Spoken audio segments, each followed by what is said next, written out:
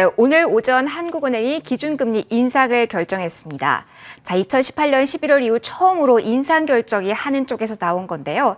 자, 이번 주말 우리장 이번 주 안에 소화가 되진 않겠지만 다음 주에 반영이 되겠죠. 주말 동안 잭슨홀 미팅에서 테이퍼링 관련 코멘트도 나올 수 있기 때문에 금리 관련한 이슈들 오늘 꼼꼼하게 진단하시고 이에 대한 대비하셔야 될 것 같습니다. 저희가 그래서 이분 모셨습니다. 전화로 지금 연결이 되어 있고요. 유진투자증권 허재환 글로벌 매크로 팀장입니다. 안녕하세요. 네, 안녕하십니까. 네, 안녕하세요. 자, 한국은행의 결정이 오늘 나왔습니다. 잭슨홀의 신호를 기다리겠다, 이런 이야기도 나왔지만 오늘 선제적으로 일단 행동에 나섰거든요. 자, 어떻게 오늘 한국은행의 결정 지켜보셨습니까? 물론 미국이 아직 금리를 올리지 않고 그냥 테이퍼에 대한 논의가 진행되고 있는 상황에서 이제 금리 인상을 단행을 했는데요. 아무래도 이제 보통 한국은행과 미국의 통화 정책이 거의 같이 움직인다라는 것을 감안하면은 다소 좀 이례적인 측면도 있었던 걸로 보여집니다. 더군다나 지금 현재 아직 코로나 상황이 그렇게 썩 호락호락하지 않은 상황에서 이제 금리를 올렸다라는 것은 그만큼 한국은행의 포커스는 경기나 성장보다는 이제 그 가계부채를 비롯한 그 금융 불균형 완화에 있다라는 것을 좀 주었다라고 좀 볼 수 있을 것 같은데요. 아무래도 이게 미국이 금리를 올리지 않는 상황에서 이제 가계부채를 통제하기 위해서 금리를 올렸다라는 것 자체는 아무래도 약간 이제 금융시장 측면에서 봤을 때는 좀 부담은 좀 될 수 있는 요인입니다만은 과거에 보면 금리 인상이 그 주식시장에 미치는 영향은 그렇게 크지 않았었고 지금처럼 미국이 금리 인상을 하지 않았음에도 불구하고 금리를 올렸던 2010년이랑 비교를 해보더라도 당시에도 주가가 한 일주일 정도는 조정을 받았지만 그 이후로는 주가가 좀 올랐었기 때문에 전체적으로 이렇게 그 영향이 그렇게 아주 치명적으로 이제 부정적이다라고 볼 정도는 아니다라고 생각하고 있습니다. 네, 시장을 끌어내릴 만큼 그런 이슈는 아니다. 2010년 과거에도 비슷한 상황에서 일주일 정도 조정에 그쳤다라는 점을 이야기를 해주셨는데요. 그것보다 시장이 더욱더 공포감에 흔들린다고 한다면 테이퍼링이란 이 단어 같습니다. 지난주에 크게 흔들렸기 때문인데 이제 이번 주 좀 올라오면서 3,100선을 회복한 상황입니다. 한국은행이 일단 금리를 인상을 했고 주말 동안 신호까지 나온다면 더 흔들릴 가능성도 있을 것 같은데 방향성은 어떻게 팀장님은 보고 계세요? 물론 이번 주말에 그 테이퍼링이 정말 그 신호를 명확하게 준다라고 하면 약간의 혼란은 불가피해 보입니다만은 사실 최근 들어서 특히 이제 이번 주 들어서의 모습을 보면은 테이퍼링에 대한 걱정들은 좀 잦아드는 모습인 것 같습니다. 예를 들면은 원래 그 잭슨홀 미팅은 이제 그 대면으로 하려고 26일에서 28일까지 대면으로 하려고 했었는데요. 지금은 27일 하루 정도로 이제 온라인으로 하기로 결정을 했는데, 당연히 이제 그 델타 바이러스에 대한 우려들 때문에 그렇습니다. 즉, 연준의 그 행사조차도 지금 델타 바이러스의 영향에서 자유롭지 못하다라는 점을 감안하면은, 미국 연준이 그렇게 아주 빠르게 그 테이퍼링 결정을 내릴 걸로 보여지지는 않고 있고요. 그리고 아무래도 이제 그 지난 7월 달 그 FOMC 회의로 의사록을 살펴보면 분명히 올해 내 테이퍼에 대한 신호를 줄 수는 있을 것 같지만 여전히 그 연준 의원 사이에서는 그 의견이 분분한 상황이라 이것을 교통 정리하고 의사 결정을 할 때까지는 적어도 한두 번 정도의 FOMC는 더 필요하지 않을까라고 좀 보고 있습니다. 따라서 FOMC에서 이제 테이퍼링 신호가 굉장히 좀 강해진다라고 하면은 당연히 그 다음 수순은 미국의 금리 인상인 만큼 시장이 좀 불안해질 수 있는 측면들이 있긴 하지만 지금 당장은 그런 우려들은 그렇게 크지 않다라고 좀 보여지고요. 또 미국의 경우는 한국과는 달리 가계부채 문제가 없기 때문에 사실 좀 더 시간을 두고 그 연준의 정책들이 시간을 두고 한 번 더 좀 가늠해 볼 수 있는 시간을 좀 가지지 않을까 그렇게 예상을 하고 있습니다. 네, 시간을 가지지 않을까라는 생각을 하셨다면 외국인이 완전히 우리 시장으로 돌아오기까지는 그리고 수급이 트이기까지는 좀 시간이 걸릴 걸로 팀장님은 보고 계신 건가요?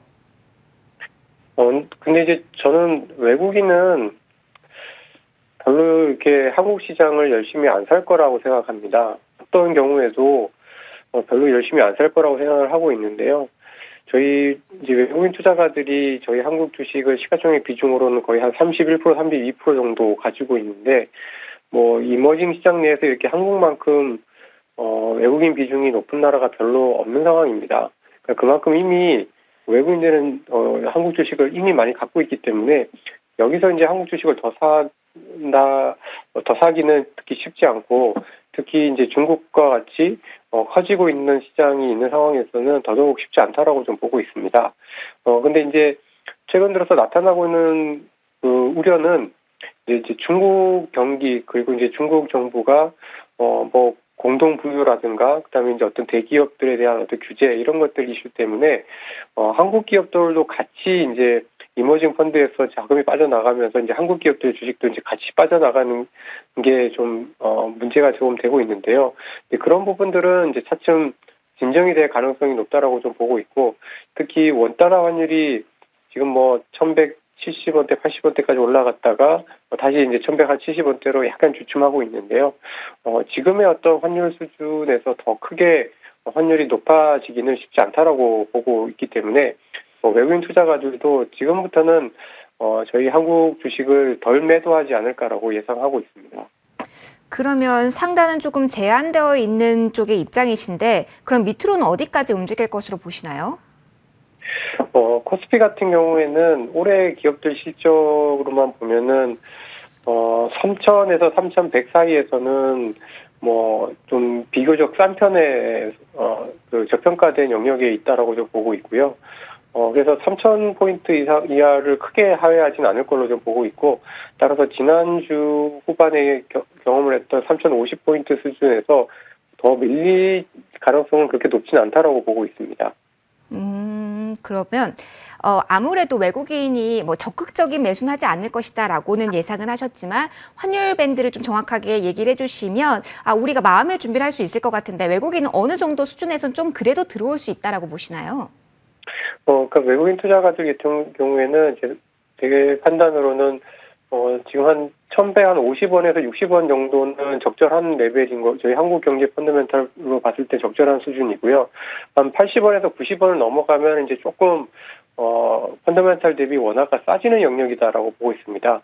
따라서 지금 정도 레벨에서 조금 더 올라가게 되면은 그 다음부터는 외국인 환율도 좀 안정이 되면서 외국인도 이제 덜 파는 구간으로 좀 가지 않을까라고 예상을 좀 하고 있고요. 그러나 이제 원달러 환율이 예전처럼 뭐 1,100원대 초반대로 다시 떨어지거나 이렇게 되기는 쉽진 않을 걸로 보여져서 전체적으로는 지금 레벨에서 거의 이제 지금 레벨이 거의 이제 원달러 환율의 올해 상단 정도가 되지 않을까라고 예상을 좀 하고 있고요. 하단은 한 1,140원, 50원 정도가 되지 않을까라고 예상하고 있습니다. 네. 어찌됐건 이벤트에서 어떠한 이야기가 나오는지 우리는 지켜볼 수밖에 없고 그리고 외국인의 수급도 당분간 우리가 크게 기대할 수 없는 상황이고 자 이런 상황이 계속 이어진다라고 가정을 하면 시장 대응 전략은 어떻게 우리가 해야 되는 건지 결국은 실적인지 이거 묶어서 한번 가보도록 할게요.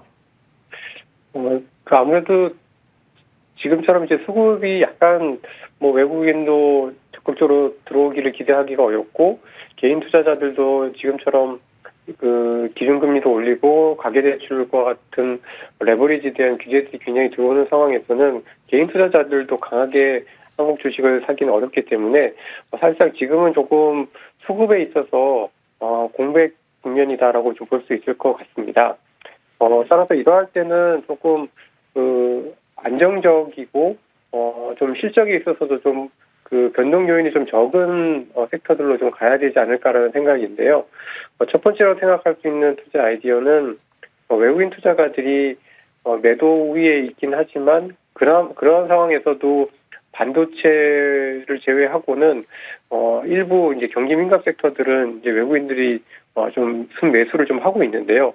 전체적으로 한국 주식을 사고 신흥국에서 자금이 이탈함에도 불구하고 이제 한국 주식을 사는 그런 기업들은 그만큼 펀더멘탈이나 실적에 대한 부분들이 굉장히 좀 확고하다라고 볼 수가 있기 때문에 외국인들이 이러한 상황에서도 꾸준히 순매수하는 경기 민감 업종은 여전히 좀 긍정적으로 볼 필요가 있지 않을까라고 좀 보고 있고요. 그러한 업종들이 최근 들어서는 물론 카카오뱅크 이런 것들도 있긴 했습니다만은 뭐 두산중공업과 같은 기계나 산업재료 그리고 포스코와 같은 소재류 이제 이런 업종들도 이런 업종들과 일부 소비재들, 이마트나 오리온과 같은 소비재들도 있었기 때문에 이런 쪽의 업종들이 상대적으로 좀 강하지 않을까라고 좀 보여지고요. 두 번째로 생각할 수 있는 업종은 하반기에도 그래도 실적의 가시성이 높은 업종들인데요. 대부분 수출 측면에서는 올해 하반기에 사실 좀 증가율 자체는 좀 떨어질 것으로 예상이 되긴 합니다만은 그래도 인터넷과 같은 소프트웨어 업종과 그리고 제약 바이오 업종은 실적에 대한 어떤 가시성이 상대적으로 좀 높은 업종이기 때문에 여전히 좀 대응이 충분히 좀 가능하지 않을까라고 예상하고 있습니다. 네, 업종들을 제시를 해주셨는데 만약에 외국인 입장에 투자를 한다면 아마 큰 종목을 볼 것이기 때문에 개인 입장에서도 지금 말씀해주신 업종군 대표 종목으로 좀 매수를 하는 거를 좋다고 보실까요? 네, 그렇습니다. 물론 이제 사실 경기가 어느 정도 이제 회복을 해서 이제 성숙기로 가는 과정에서는 사실 이제 대형주보다는 이제 중소형주들이 좀 좋아지는 경향들이 좀 있긴 한데 아직은 지금 이제 개인 투자자들의 어떤 매수 여력이 지금보다 더 강해지기는 쉽지 않다라는 점을 감안하면 뭐 중소형주보다는 지금은 좀 더 대표주 그리고 또는 이제 업종의 어떤 업황에서 점유율이 굉장히 높은 그런 대표주들 중심으로 해서 접근하는 게 상대적으로 좀 더 안정적이지 않을까라고 예상을 좀 하고 있습니다. 네. 수급도 팍 트일 가능성은 아직 단기적으로 없고 그리고 이벤트도 있기 때문에 좀 조심스럽게 시장 대응을 보면서 하자라는 조언들 여러 가지 환율 밴드라든가 이야기 쭉 해주셨습니다. 자, 유진투자증권 허재환 글로벌 매크로 팀장관 여기서 인사드릴게요. 고맙습니다. 네. 자, 지금 구간에 2시 이제 3시 다 되고 있는데요. 코스피 지수는 0.5%의 하락, 코스닥은 0.37%로 그나마 힘을 계속 내고 있는 쪽이 코스닥 지수로 확인이 되고 있습니다. 코스닥 안에서의 대형 게임주들의 상승 흐름이 눈에 띄고 있고요. 수급상으로 봤을 때 계속 주명주에 대한 매수세는 계속 들어오고 있는 구간이라는 점, 그리고 코스닥 쪽에서 보시면 기관 쪽에서의 매도하는 물량이 조금은 줄어들고 있는 조짐을 보이고 있어서 어디까지 나온지는 보셔야겠으나 거래소, 코스닥 모두에서 기관 내부 금융투자 쪽에서의 매물이 지금 구간 좀 부담으로 작용하고 있다는 점도 체크를 해보셔야겠습니다. 자, 오늘 금리 인상 이슈 이후에 앞으로의 대응 어떻게 했는지 그리고 어떤 종목을 픽하면 성공할 수 있을지 여러 가지 전략들 여러분과 함께 이야기 나눠봤습니다. 1부는 여기서 마치겠습니다. 시청해주셔서 고맙습니다.